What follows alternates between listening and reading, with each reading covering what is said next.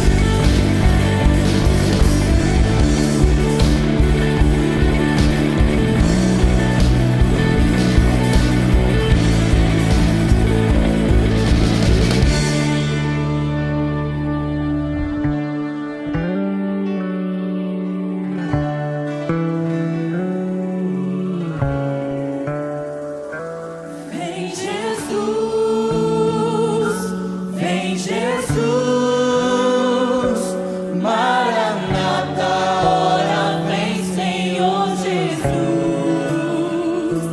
Vem Jesus, vem Jesus, Maranata, ora vem, Senhor Jesus. Vem Jesus, vem Jesus, Maranata, ora vem, Senhor Jesus. Vem Jesus, vem Jesus, Maranata, ora vem, Senhor Jesus. Vem Jesus, vem Jesus, Maranata, ora vem, Senhor Jesus. Vem Jesus, vem Jesus, Maranata, ora vem, Senhor Jesus. Só em ti confiarei, eu nada temerei. Em frente eu irei, pois eu sei que vivo estás, e um dia voltarás do céu pra nos buscar, pra sempre reinarás. Aleluia. Só em ti confiarei, eu nada temerei. Em frente eu irei, pois eu sei que vivo estás, e um dia voltarás do céu pra nos buscar, pra sempre reinarás. Aleluia.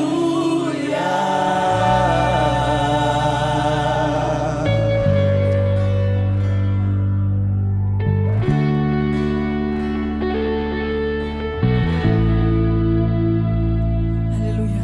Vamos continuar adorando ao nosso Deus. Eu quero te convidar a abrir o seu coração e se derramar na presença do Senhor aí onde você estiver. Se derrame na presença dEle e fale para Ele como Ele é lindo. Vamos continuar adorando ao nosso Jesus, o Todo-Poderoso, o grande eu sou. Jesus, o nome sobre todo nome. Aleluia.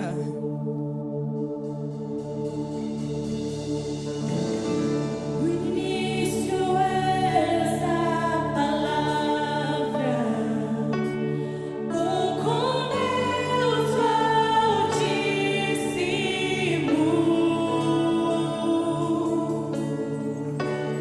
o mistério de tua glória, Cristo em ti se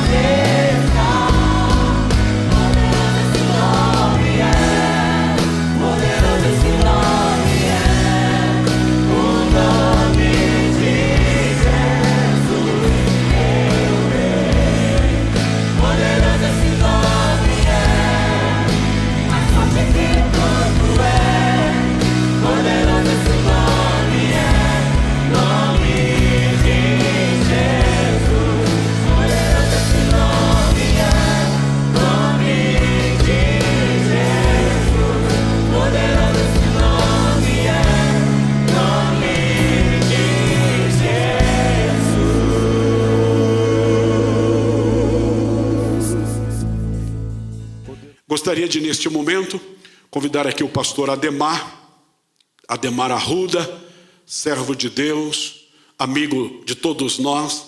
Ele é o homem de Deus a quem Deus usará para ministrar a sua palavra aos nossos corações esta noite. Gostaria de dizer a ele da alegria que temos em recebê-lo, dizer que o senhor é muito bem-vindo, sentimos-nos honrados com a sua presença. Este homem a quem Deus tem levantado aqui na nossa cidade como instrumento para ajudar a muitos irmãos, inclusive daqui dessa congregação, tem sido ajudado pela instrumentalidade do pastor Ademar na sua área profissional. Que Deus o abençoe, Deus continue dirigindo os seus passos e confirmando o projeto dele para a sua vida, para o seu ministério e para a sua família. Pastor Ademar, o senhor é muito bem-vindo. Sinta-se à vontade para transmitir a nós nesta noite aquilo que da parte de Deus já está entregue ao Senhor. Fique à vontade, Deus o abençoe.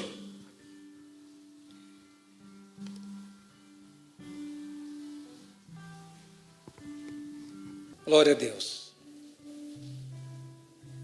Meus irmãos, a paz do Senhor Jesus, eu quero, em primeiro lugar, agradecer a Deus em poder estar aqui com vocês, nesta noite especial, e também agradecer ao meu amigo, pastor Adilson, o pastor desta igreja, que nos fez o convite para estarmos aqui nesta noite ministrando a palavra de Deus. E que a palavra do Senhor possa encontrar lugar no seu coração e fazer a obra que Deus quer que ela faça em nós. Nós estamos vivendo um tempo singular. Eu acredito que não há precedente na nossa história, pelo menos nós que estamos vivendo esse tempo, não estamos vivendo, eu acho que ninguém viveu algo parecido com o que nós estamos vivendo hoje. É um tempo que muitos têm falado como um tempo de crise, um tempo difícil, um tempo de sofrimento e de dor, e isso tem angustiado o coração de muita gente, tem inquietado muita gente. E esses dias, na leitura sistemática da carta de Paulo aos Romanos, a carta que eu estou estudando agora, eu fui grandemente consolado por Deus e encorajado mediante a palavra do Senhor para enfrentarmos esse tempo de crise.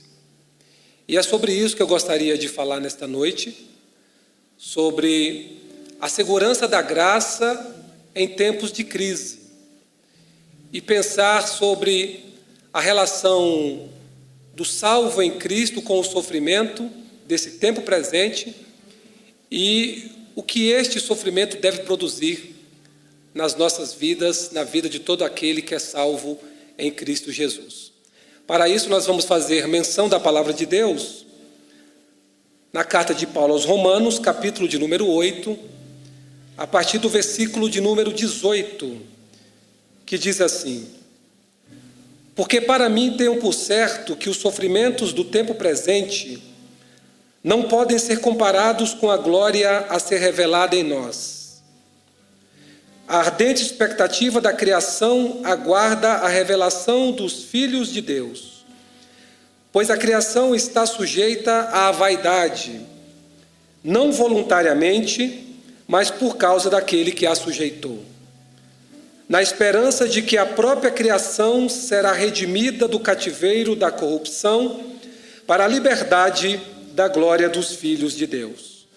Porque sabemos que toda a criação, a um só tempo, geme e suporta angústias até agora. E não somente ela, mas também nós, que temos as primícias do Espírito, igualmente gememos em nosso íntimo, aguardando a adoção de filhos, a redenção do nosso corpo. Porque na esperança fomos salvos. Ora, esperança que se vê não é esperança, pois o que alguém vê, como o espera? Mas se esperamos o que não vemos, com paciência o aguardamos. Também o Espírito semelhantemente nos assiste em nossa fraqueza, porque não sabemos orar como convém, mas o mesmo Espírito intercede por nós sobremaneira com gemidos inexprimíveis. E aquele que sonda os corações sabe qual é a mente do Espírito, porque segundo a vontade de Deus é que ele intercede pelos santos. Sabemos que todas as coisas cooperam para o bem daqueles que amam a Deus, daqueles que são chamados segundo o seu propósito, porquanto aos que de antemão conheceu, também os predestinou para serem conformes à imagem de seu Filho, a fim de que ele seja o primogênito entre muitos irmãos. E aos que predestinou, a esses também chamou, e aos que chamou, a esses também justificou, e aos que justificou, a esses também glorificou. Que diremos, pois, à vista destas coisas? Se Deus é por nós, quem será contra nós? Aquele que não poupou o seu próprio Filho, antes por todos nós o entregou, porventura não nos dará graciosamente com ele todas as coisas? Quem tentará acusação contra os eleitos de Deus? É Deus quem os justifica. Quem os condenará? É Cristo Jesus quem morreu, ou antes quem ressuscitou, o qual está à direita de Deus e também intercede por nós. Quem nos separará do amor de Cristo? Será tribulação, ou angústia, ou perseguição, ou fome, ou nudez, ou perigo, ou espada? Como está escrito, por amor de ti somos entregues à morte o dia todo, fomos considerados como ovelhas para o matadouro. E em todas estas coisas, porém, somos mais que vencedores por meio daquele que nos amou. Porque eu estou bem certo de que nem a morte, nem a vida, nem os anjos, nem os principados, nem as coisas do presente, nem do porvir, nem os poderes, nem a altura, nem a profundidade, nem qualquer outra criatura poderá separar-nos do amor de Deus que está em Cristo Jesus, nosso Senhor. Vamos orar? Pai Santo, eis aqui a Tua palavra, que o Teu Espírito tome a primazia e que traga a nós o entendimento da Tua palavra, de maneira, Senhor, que a Tua palavra, o poder da Tua palavra, pelo mover do Espírito Santo, produza em nós as mudanças necessárias e, acima de tudo, nos encoraje, Senhor, nos dê ânimo diante desse tempo presente que vivemos, tempo de sofrimento, de angústias, de crise, mas, acima de tudo, um tempo de oportunidade, Senhor, para confiarmos mais e mais em Ti e descansar na Tua palavra. É assim que oramos, em nome de Jesus. Amém.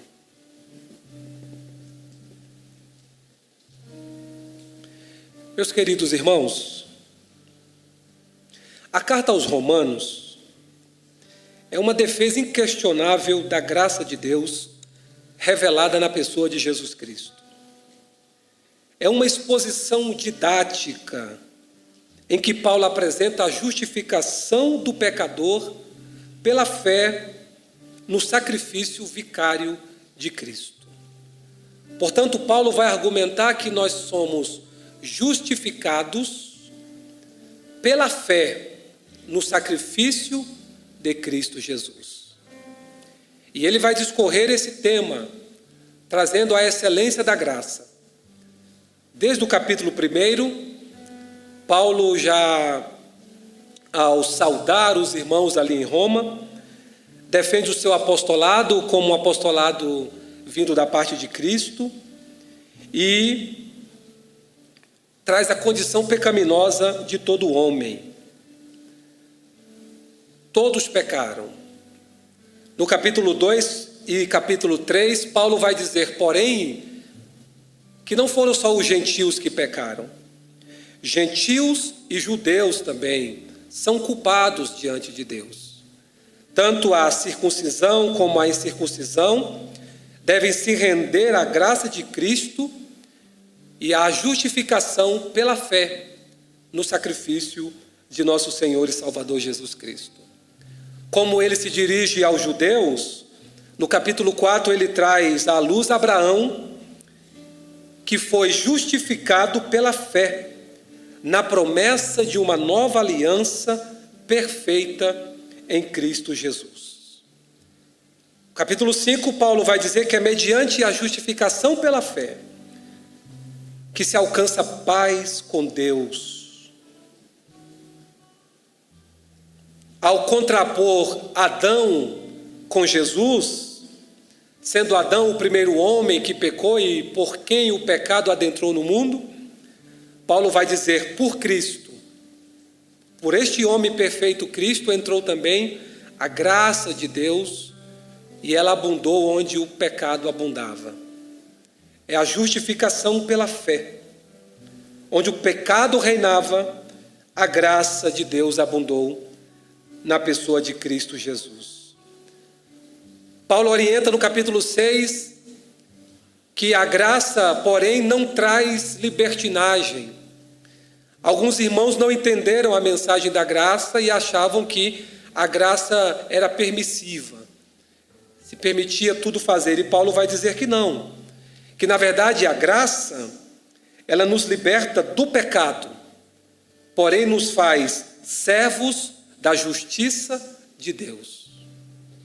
Então, assim sendo, no capítulo 7, ao usar a analogia de um casamento, Paulo vai dizer que, da mesma forma que uma mulher se ver livre quando está fora do casamento para contrair um novo matrimônio e também o homem, se o casamento foi rompido por uma ordem legal, e ela pode adquirir então um novo matrimônio, tanto o homem como a mulher, então ele usa essa analogia para dizer que a partir do momento que nós estamos livres da lei, a graça libertou da lei, e aí você pode abraçar então essa nova aliança que é a graça.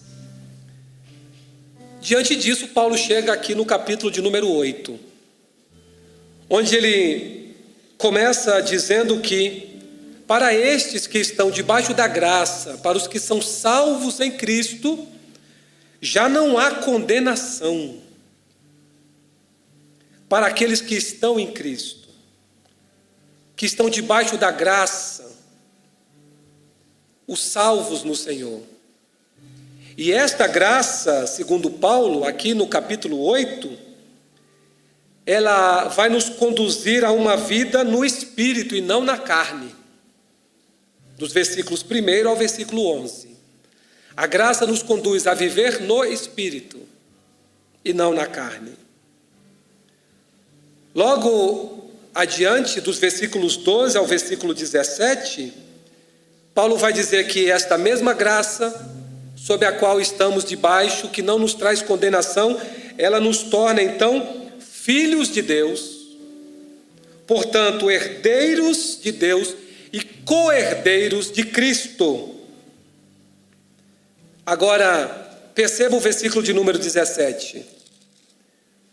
Ora, se somos filhos, somos também herdeiros, herdeiros de Deus e co-herdeiros de Cristo.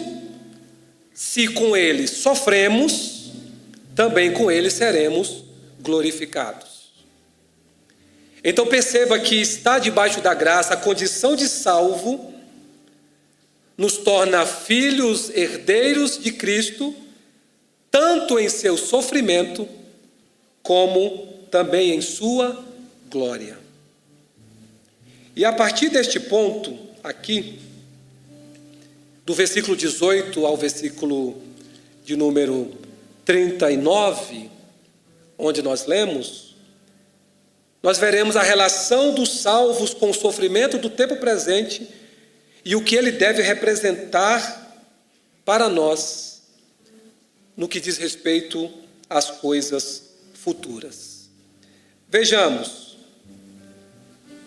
versículos 18 ao 20, porque para mim tenho por certo que os sofrimentos do tempo presente não podem ser comparados com a glória a ser revelada em nós. Perceba, irmãos, que o sofrimento existe, é uma realidade. E ele existe em decorrência do pecado, da queda do homem. Então, desde quando o homem pecou, lá em Adão, e caiu, o sofrimento adentrou na terra. E aí talvez você esteja se perguntando, mas o que é esse tempo presente? O tempo presente é justamente desde quando Adão pecou. O tempo presente é todo esse tempo. Alguém outro dia, com quem eu conversava de forma muito inteligente, disse assim: crise para mim é a falta de estabilidade. Então, desde quando o homem pecou, desobedeceu a Deus no Éden, ele entrou em crise, perdeu a estabilidade. Portanto, o sofrimento existe, é real, e o sofrimento desse tempo presente, ele é desde a queda do homem lá no Éden. No versículo 19, a ardente expectativa da criação aguarda a revelação dos filhos de Deus. Ou seja, meus irmãos, sabe quando o sofrimento cessará? O sofrimento só cessará para os eleitos quando Jesus vier, na vinda do Senhor. E no versículo 20, o pecado sujeitou a criação à vaidade. E perceba aqui, a criação, a natureza, o homem, ficou sujeito à vaidade, não voluntariamente, mas por causa daquele que a sujeitou. Ou seja, o que sujeitou o homem à vaidade foi o pecado. A consequência do pecado sujeitou o homem à vaidade. Entenda-se aqui por vaidade o que é fútil, o que é perecível, o que é passageiro. Então, nós sabemos que o sofrimento existe, e ele existe em decorrência do pecado. Dos versículos 21 ao 23, Paulo vai dizer também que a criação e também nós, os salvos, gememos e nos angustiamos no íntimo pelo sofrimento, aguardando a redenção deste corpo corruptível, na esperança de que a própria criação será redimida do cativeiro, da corrupção, para a liberdade da glória dos filhos de Deus. Porque sabemos que toda a criação a um só tempo geme e suporta angústia até agora. E não somente ela, a criação, mas também nós. Nós quem? Que temos o Espírito, que igualmente gememos no nosso íntimo, aguardando a adoção de filhos, a redenção de nosso corpo. Portanto, meus irmãos, a natureza geme, a criação geme, mas nós também gememos. Nós também sofremos, e sofremos angústias. E semelhante à criação, nós também gememos aguardando a redenção completa na vinda do nosso Senhor e Salvador Jesus Cristo. Essa redenção que é acompanhada por esperança, por paciência e por fé naquilo que não se vê. Versículos 24 e 25, porque na esperança fomos salvos. Ora, a esperança que se vê não é esperança, pois o que alguém vê, como espera? Mas se esperamos o que não vemos, com paciência o aguardamos.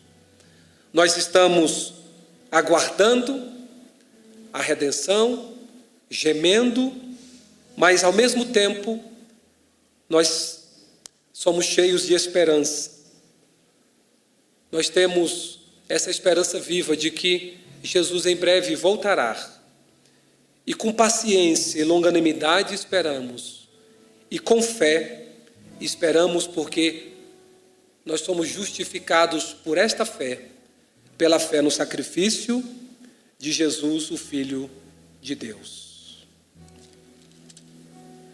A partir do versículo 26, ainda discorrendo sobre essa relação do salvo com o sofrimento, nós teremos no versículo 26, Paulo dizendo: também o Espírito semelhantemente nos assiste em nossa fraqueza, porque não sabemos orar como convém, mas o mesmo Espírito intercede por nós sobremaneira com gemidos inexprimíveis.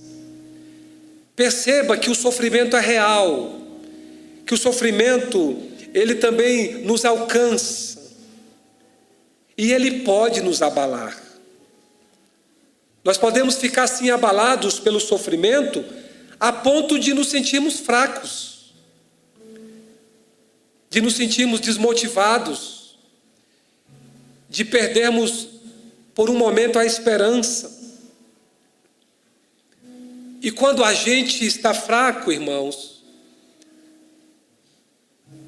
a gente começa a não saber orar como convém. A nossa oração vai ficando confusa. Quando o sofrimento nos abate, até a nossa oração muitas vezes é comprometida. A nossa oração, ela passa a ser segundo os nossos interesses, porque nós queremos ver as nossas aflições resolvidas. E vamos deixando de orar segundo a vontade de Deus. E é por isso que neste momento, que o Espírito Santo nos ajuda. Ele nos ajuda em nossas fraquezas. E intercede por nós de forma inexprimível. No versículo 27, aquele que sonda os corações sabe qual é a mente do Espírito, porque segundo a vontade de Deus é que ele intercede pelos santos. O Espírito intercede por nós, com gemidos inexprimíveis, de maneira que só ele e o Pai entendem. Mas a oração, com a ajuda do Espírito Santo, ela é aperfeiçoada. A ajuda do Espírito Santo aperfeiçoa a nossa oração no tempo de sofrimento. Porque a oração, segundo o Espírito, ela é feita segundo a vontade de Deus. Então o Espírito nos ajuda. O sofrimento pode nos abalar. Nós ficamos fracos, a oração fica embaraçada, mas o Espírito de Deus intercede por nós no tempo da fraqueza e aperfeiçoa a nossa oração, porque diante de Deus, de forma inexprimível, Ele ora por nós, segundo a vontade de Deus. E aqui, meus queridos, nos versículos de 28 a 30, Paulo vai dizer assim: sabemos que todas as coisas cooperam para o bem daqueles que amam a Deus, daqueles que são chamados segundo o seu propósito. Porquanto aos que de antemão conheceu, também os predestinou para serem conformes à imagem de seu Filho, a fim de que ele seja o primogênito entre muitos irmãos. E aos que predestinou, a esses também chamou. E aos que chamou, a esses também justificou. E aos que justificou, a esses também glorificou. Perceba uma coisa. Nós estamos falando da relação do salvo com o sofrimento. A relação do crente com o tempo de crise. Perceba que este sofrimento, a nossa fraqueza e até mesmo a nossa oração fragilizada, elas ou eles cooperarão para o nosso bem. Vão cooperar para o bom propósito de Deus a respeito de nós, os salvos. A oração aqui, com sofrimento, aperfeiçoada pelo Espírito Santo, o nosso sofrimento tem um propósito muito claro. Ele coopera para o bem daqueles que amam a Deus. E o propósito de Deus no sofrimento do salvo é nos fazer semelhantes cada vez mais à imagem de Cristo Jesus, nosso Senhor. Quando Paulo escreve aqui, especialmente neste ponto, ele está dando uma importante resposta a uma filosofia muito presente naquele momento em Roma, ou no Império Romano. Paulo está se referindo diretamente ao estoicismo. Quando Paulo escreve, ou melhor, quando Atos 17, versículo 18, escreve acerca de Paulo em Atenas, lá vai citar que Paulo estava diante dos epicureus e dos estoicos, filósofos gregos. E esta escola filosófica, o estoicismo, fundada em Atenas por Zenão de Sítio, por volta do ano 300 a.C., representava um estilo de vida que foi difundido pelo mundo greco-romano.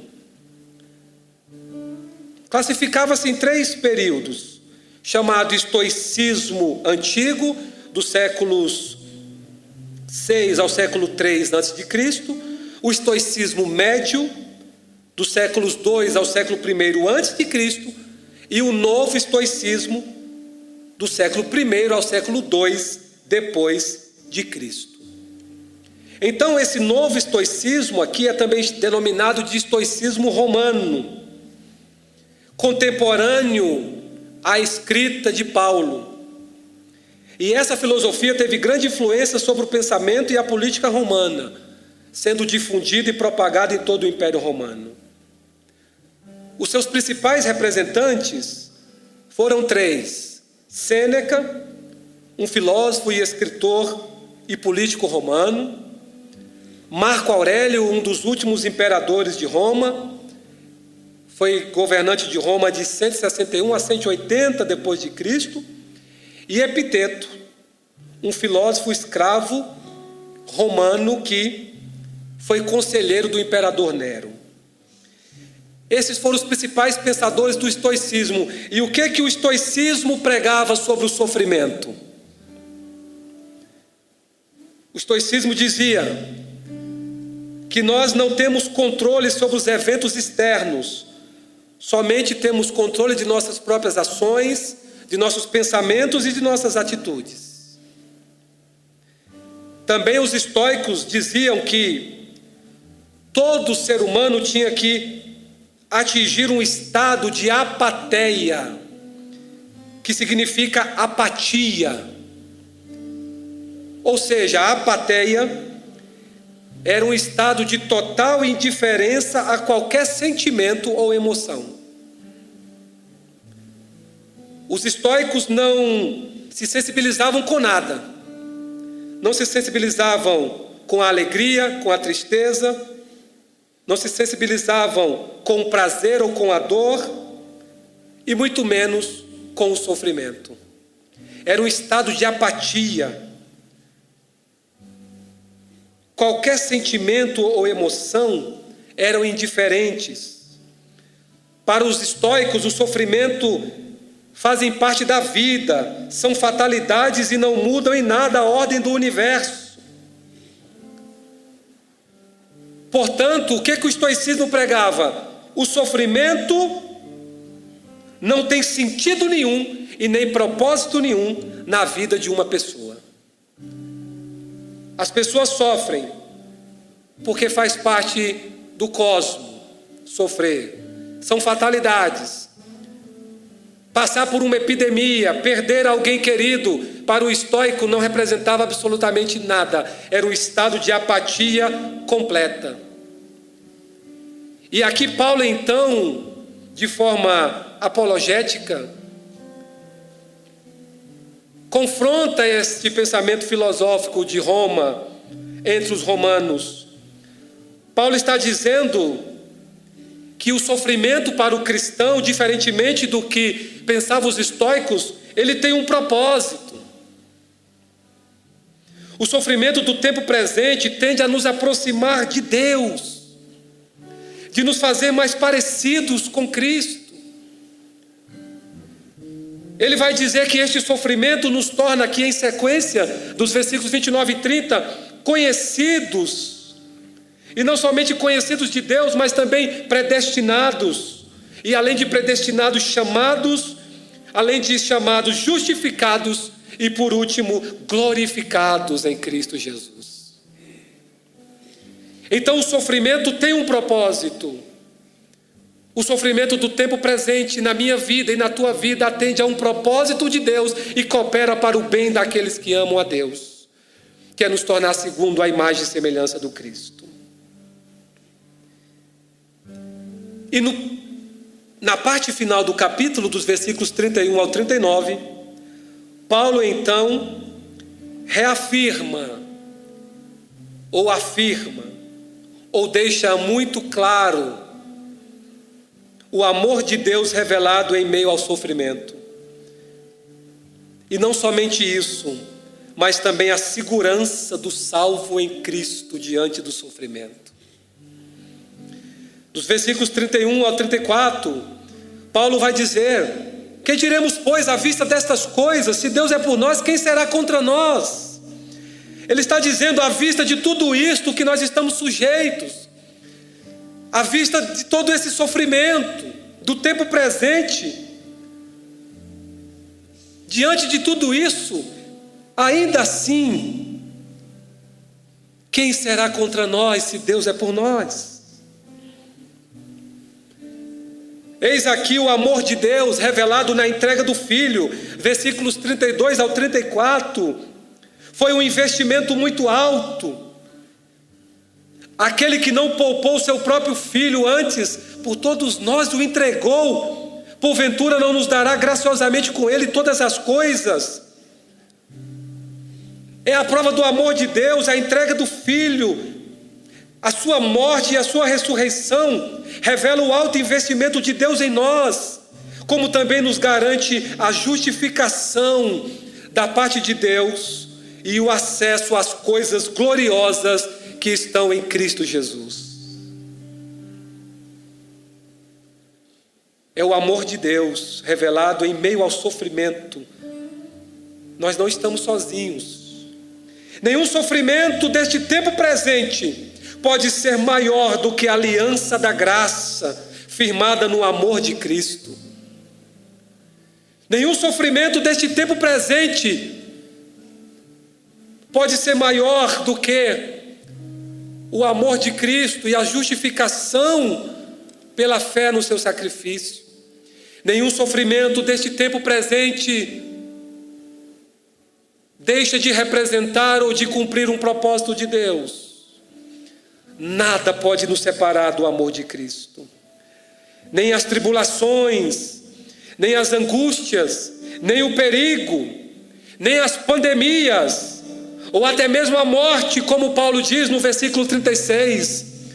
Por amor de ti somos entregues à morte o dia todo. Nem mesmo a morte pode nos separar deste sublime amor de Deus.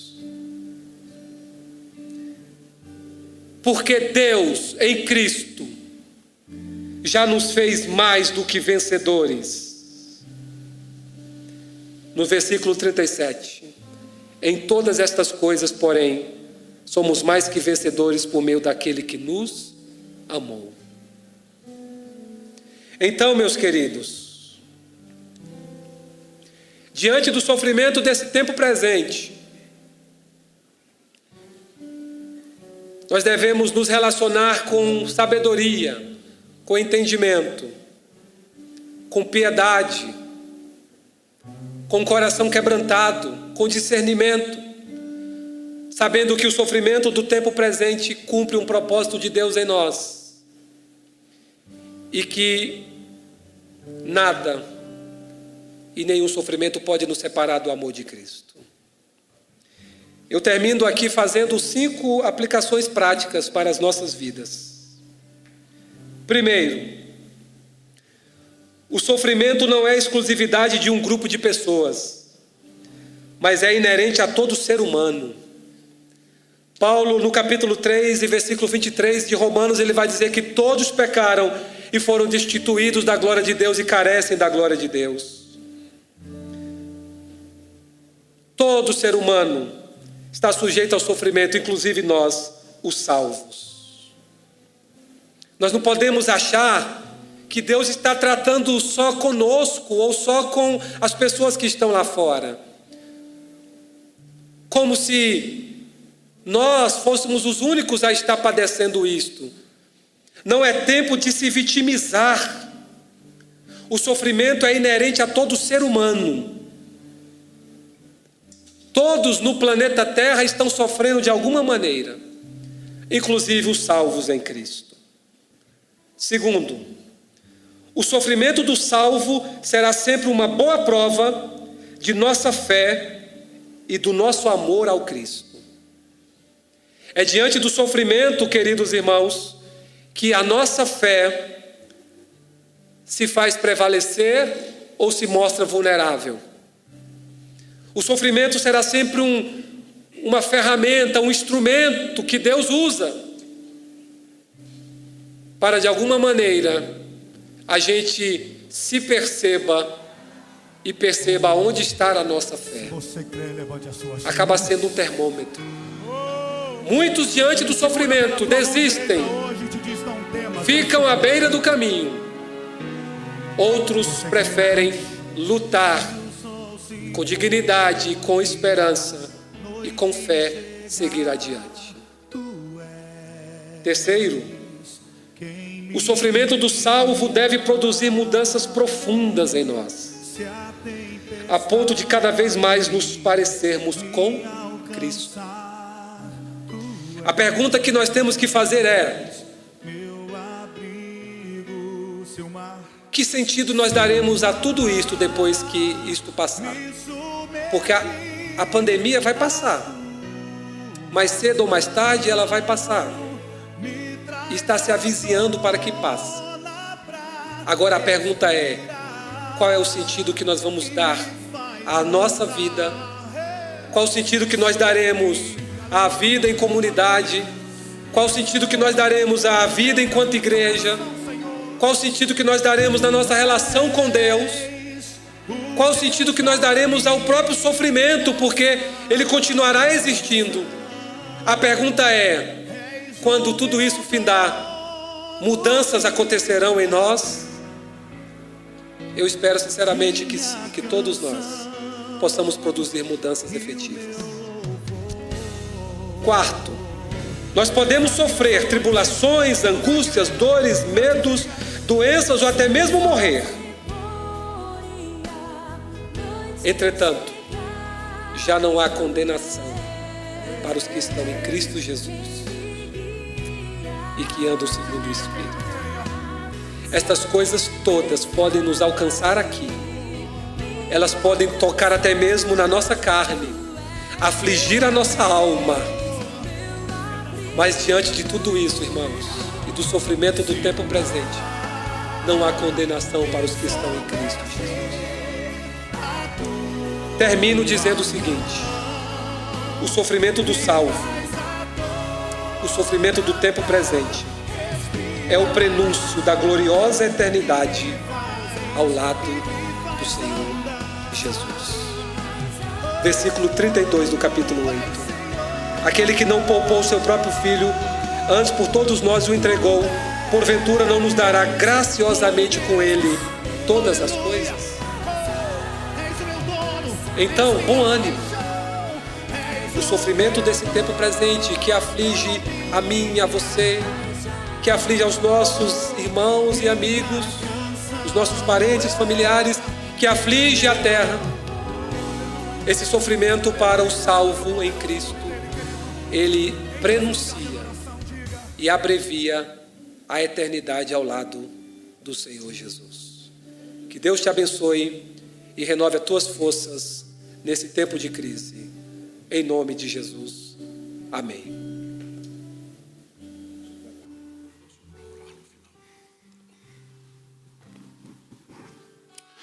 Lá nós terminamos de receber uma ministração, uma exposição bíblica muito clara,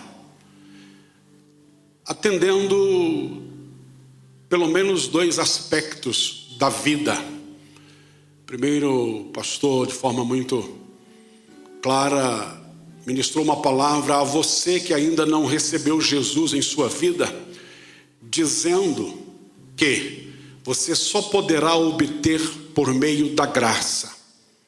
Não há nada que você ou a quem quer que seja poderá fazer para obter a salvação da sua alma. Somente por meio de Cristo Jesus, e esta exposição deixou isso muito claro. Então você que ainda não entregou a sua vida a Jesus, quem sabe, assim como eu no passado, vivíamos tentando de alguma forma, por algum meio próprio do ser humano, aproximar-se de Deus. Esta palavra deixa claro que não há nada que possamos fazer. E que bom que nós não precisamos fazer. É de graça e é pela graça. Deus nos deu isso por sua graça. Em segundo lugar, uma palavra de consolo à igreja, de encorajamento aos cristãos, que quem sabe nesse momento, ou durante toda a vida que passamos pelo sofrimento, é pertinente à vida. Lamentamos, reclamamos, não compreendemos. Alguns chegam até a questionar onde está Deus. Então o sofrimento é da vida, mas nós temos um consolo, nós temos uma esperança. E esta exposição desta noite nos alcança também, consolando os nossos corações. E é interessante que o texto, escrito pelo apóstolo Paulo, ele usa uma figura. Ele fala do choro, do gemido da igreja. Mas é um gemido de esperança. Não é um gemido de lamentação, não é um gemido de abandonados. Não é um gemido de quem reclama. É um gemido de esperança. E ele usa a figura da mulher ao dar à luz. O choro de uma parturiente não é um choro de morte, mas é o choro pela vida, da vida que está sendo multiplicada. Então este é o gemido da igreja. Ela aguarda com expectativa. A igreja não está abandonada. Aquele que a comprou e que é o dono dela está presente com a igreja. Ele não nos livra de passarmos pelo sofrimento, porque é da vida, mas ele tem uma esperança. O cristão que passa pelo sofrimento tem uma esperança. Tudo tem um fim. Há um final feliz aguardando aqueles cujas vidas estão nas mãos de Cristo Jesus. Deus tem um final feliz para você, e você já sabe. Portanto, queremos terminar este nosso culto deixando o convite a você, amigo, para tomar essa decisão, para refletir na sua vida e o que te aguarda quando tudo aqui terminar. Jesus te aguarda de braços abertos. Foi por você, por nós, por mim e por você que ele veio a este mundo e passou pelo que passou, você conhece, para salvar a sua alma, para que você fosse alcançado por esta dádiva de Deus, que é a sua graça salvadora, por meio da qual, ou somente pela qual nós podemos chegarmos a Deus. Eu quero te convidar, se você aí onde está, o seu coração é tocado pelo Espírito Santo e você é convencido de que é um pecador, que essa graça, que precisa dessa graça, ela está disponível a você. Ela é acessível a você. Renda-se a Deus. Confesse que você é um pecador. Jesus é o Salvador, é a solução para aqueles que reconhecem que é um pecador. Nós queremos orar com você e por você. Convido o pastor Ademar novamente. Ele orará por você e por todos nós. Obrigado pela sua companhia. Deixo aqui o abraço de todos nós, toda esta igreja, toda essa congregação, da pastora desta igreja, o Ministério de Louvor que está sempre presente, essa equipe dedicada. Transmite um abraço a todos vocês em o nome de Jesus. Pastor Ademar, por gentileza. Oremos, irmãos. Pai Celestial, nós queremos te render graças, meu Senhor, porque tu nos dá a oportunidade de prestar culto a ti, Senhor. Em tempos difíceis, Pai querido, em que somos impedidos de nos reunirmos no templo. Entretanto, Senhor, como o corpo de Cristo que somos, em nossas casas, com as nossas famílias, por este meio de comunicação, ainda assim, Senhor, apresentamos a Ti o nosso culto. A nossa comunhão não está estremecida, ela não está fragilizada, Senhor, porque a igreja se reúne. Ó Deus, muito obrigado, Senhor. Que a Tua palavra alcance os nossos corações, que Tu traga respostas, conforte corações, que encoraje vidas nesta noite, Senhor. Deus Santo, e que possamos, de cabeça erguida, continuar caminhando, renovando em nós as nossas convicções de que o Senhor é bom, de que o Teu amor nos alcançou e de que nada, absolutamente nada, pode nos separar deste amor. Abençoa o Teu povo, Senhor. Abençoa cada irmão, cada irmã, cada amigo que ouviu esta mensagem e que celebrou a Ti neste culto. Que ele e a sua casa sejam cheios da Tua presença e da Tua bênção, meu Senhor. Obrigado a Deus, é assim que oramos, gratos a Ti em nome de Jesus. Amém. Receba a bênção sobre a sua vida, que a bênção do Senhor seja sobre a tua casa. Que a graça de nosso Senhor e Salvador Jesus Cristo, o amor de Deus, nosso querido Pai, a comunhão e consolação do Espírito Santo seja com todos. Quem recebe, diga amém. Deus abençoe a todos.